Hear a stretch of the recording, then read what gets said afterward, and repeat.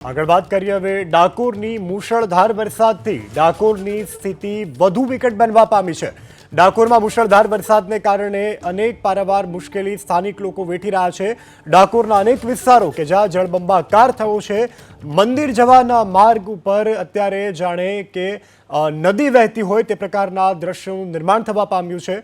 ડાકોરના દ્રશ્યોમાં આપને બતાવી રહ્યા છે યાત્રાધામ ડાકોર કે જ્યાં ચોતરફ જળ જમાવડો જોવા મળી રહ્યો છે। જળબંબાકારની સ્થિતિને કારણે સ્થાનિકોની હાલત કફોડી બની છે, ત્યારે રણછોડરાયજીના મંદિર જવાનો માર્ગ કે જે અત્યારે પાણીમાં ગરકાવ થયો છે। ડાકોર વિકાસની વાતો કરતા હતા, પરંતુ અત્યારે વિકાસ દેખાઈ રહ્યો છે। આ મુખ્ય માર્ગ છે રણછોડજી મંદિરને જોડતો, અને તે માર્ગ ઉપર કમર કરતા પણ ઉપર પાણી ભરાયા છે। મહત્વની વાત કરવામાં આવે, આ પાણી છેલ્લા 24 કલાકથી અહીંયા આગળ ભરાયા છે। લોકોને પારાવાર મુશ્કેલી પડી રહી છે, પરંતુ તંત્ર છે કે આંખ ખોલતું નથી। લોકોની પરેશાનીમાં કલાકો એ વધારો થતો જાય છે, પરંતુ તંત્ર કોઈ પણ જાતની તકેદારી લેતું નથી। જે સવારે પરિસ્થિતિ બતાવવામાં આવી હતી તેના કરતાં અત્યારે કપરી પરિસ્થિતિમાં લોકો જીવી રહ્યા છે।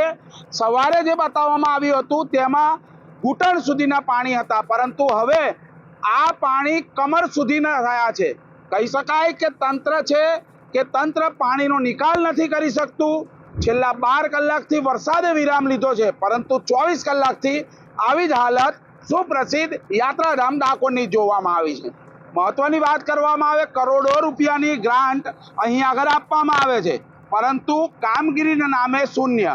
જે રીતના રાજ્ય કક્ષાનો ધ્વજવંદનનો કાર્યક્રમ અહીં આગળ થયો, ત્યારે ભૂપેન્દ્રભાઈ પટેલ દ્વારા 50 કરોડ રૂપિયા 3 નગરપાલિકાને ભૂગર્ભ ગટરના આપવાની જાહેરાત કરવામાં આવી, પરંતુ આ ગટરના કારણે જ અત્યારે ડાકોરની પરિસ્થિતિ આવી દેખાઈ રહી છે।